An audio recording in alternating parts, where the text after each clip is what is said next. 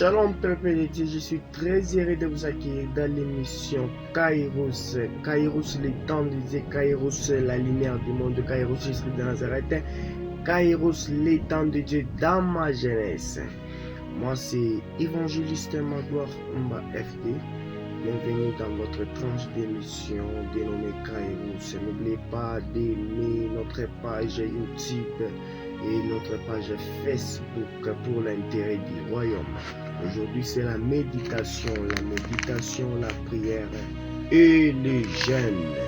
Et la prière, ce n'est pas une récitation apprise, mais c'est parler avec Dieu, avec vos propres paroles.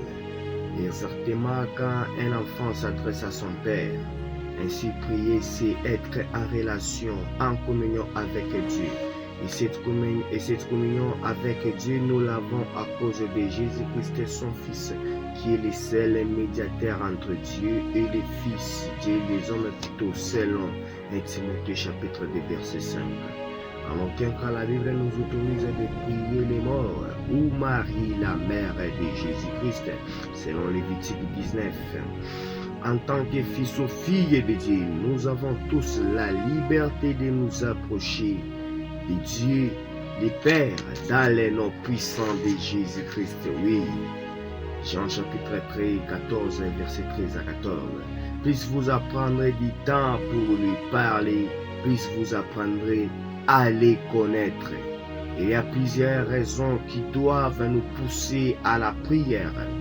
La prière nous met en contact avec Dieu, comme dit dans Jean chapitre 15. Nous devons prier parce que Dieu nous les recommande, Luc 18, 1 et Esther 5 et 17. Parce que Dieu, nous devons prier aussi parce que Dieu désire exaucer nos prières. Luc chapitre 11, verset 9 et Jean 14.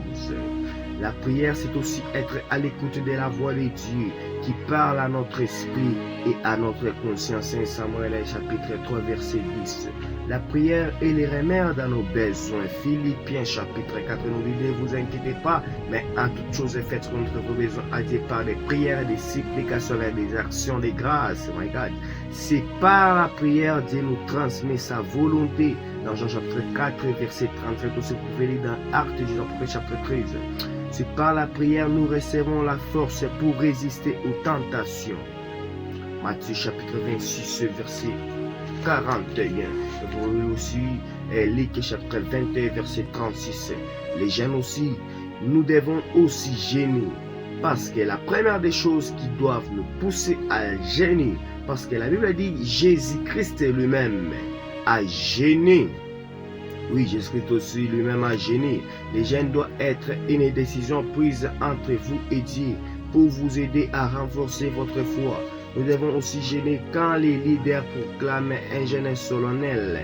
En aucun cas, les jeûnes ne doivent être pratiqués pour une gloire personnelle ou pour des ambitions charnelles comme les pharisiens se glorifiaient de leur piété plutôt.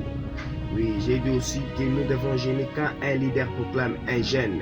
Souvent, plusieurs églises, quand un leader proclame un jeûne solennel, plusieurs se disent: oh, les jeûnes, bien appétit.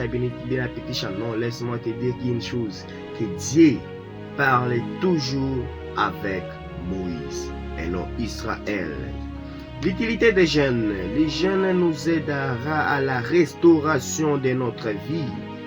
Oui, les jeûnes nous aident à la restauration de notre vie spirituelle. Je vous dis, mes frères, les jeûnes aident à la consécration et à mettre Dieu à la première place dans notre vie. Les jeûnes nous aident à résister, à éveiller et prêtes pour les rêves.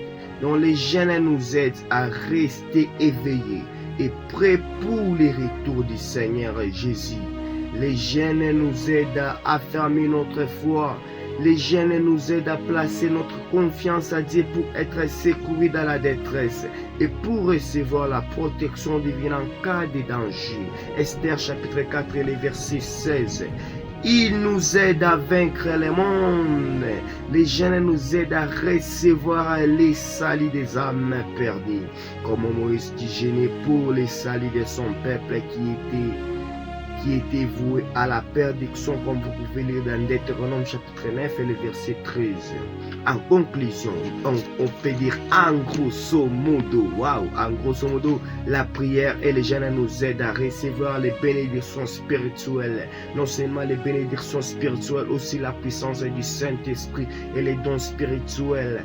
Que la prière et le jeûne puissent devenir une habitude dans notre vie, mes chers frères et sœurs. Laisse-moi encore répéter cette phrase. Que la prière et le jeûne puissent devenir une habitude dans notre vie. Il est écrit dans l'épître de Jacques chapitre 4 et le verset 8 en disant quoi? Approchez-vous de Dieu et Dieu s'approchera de vous. Oui, mes frères, Marc chapitre 11 verset 4, verset 24 dit: c'est pourquoi tout ce que vous demanderez en priant, croyez que vous l'avez déjà reçu et vous les verrez s'accomplir. Même Jésus a dit à ses disciples, il y a d'autres esprits qui sortent par des prières et par des gens aussi, mes frères. Sachez une chose, quand Dieu parle, Dieu ne peut jamais parler pour nous flatter. Nous devons savoir une chose, que Dieu se tient dans sa parole pour l'accomplir. Que Dieu vous bénisse. Amen. Abonnez-vous sur notre page pour ne pas rater ma vidéo. Partagez, vous ratez, bien aimé, vous partagez pour l'intérêt du royaume. À la prochaine. Que Dieu vous bénisse. Passez une très bonne journée. À la prochaine. Bye bye.